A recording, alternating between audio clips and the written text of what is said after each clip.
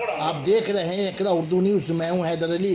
Kolkata corporation coordinator के chairman Farhad हकीम ने आज रॉक्सी सिनेमा में कोलकाता कॉरपोरेशन के सभी कोऑर्डिनेटर के साथ डेंगू, मलेरिया और शहरी निशात के रास्ता घाट के हालात पर तबादला ख्याल के लिए एक मीटिंग तलब की और वार्डों के कामों पर जायजा लिया।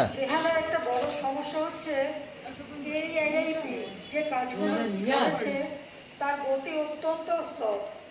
তার জন্য মহাত্মা গান্ধী রোড এদিকে আমার ওয়ার্ডে যেটা আছে মহাত্মা গান্ধী রোডের একটা অংশ কুদঘাটের কাছে আগে যেখানে জল জমতো না, যেহেতু পাইপটা বসানোর সময় এক্সিস্টিং লাইনটাকে ওরা ডিস্ট্রয় করে দিয়েছে, সেই কারণে এই সমস্যাগুলো হচ্ছে।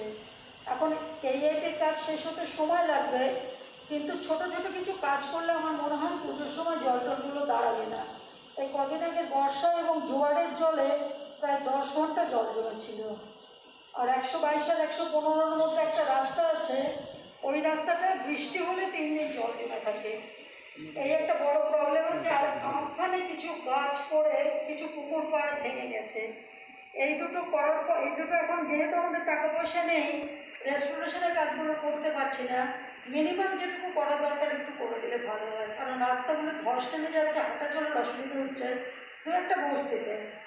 এটা আমার ওয়ার্ডের ব্যাপার। আজকে আর মূল সমস্যা কেইআইপির কাজে স্লট করবে।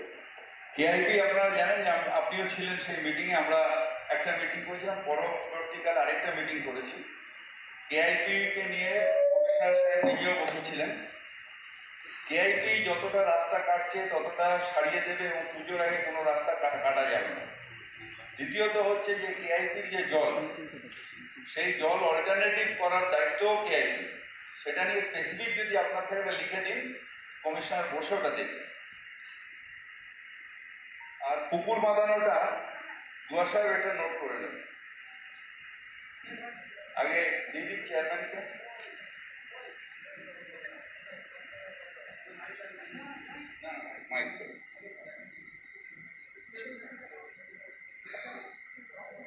আমার এই মুহূর্তে যেটা সব থেকে বড় সমস্যা সেটা হচ্ছে জল।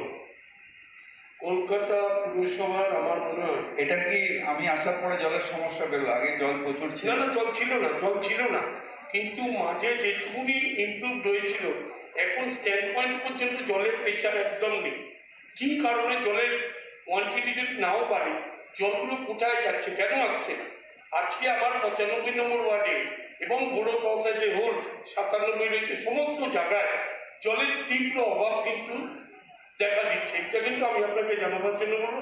আর একটা অনুরোধ, আমি জানি না আপনারা কি বলবেন, সেটা হচ্ছে আমি জানি রেভিনিউ একদম আসছে না করোনার জন্য, প্রপার্টি ট্যাক্স অনেকটা কোনো দেয়নি, সেগুলো ঠিক নেই বলছে। আমাদের সবাই আমাদের চেয়ারম্যান শ্রী ফিরাজ হাকিম মহাশয়, আজকের ওনাকে প্রথমেই আমাদের সবাই অভিনন্দন জানানো উচিত।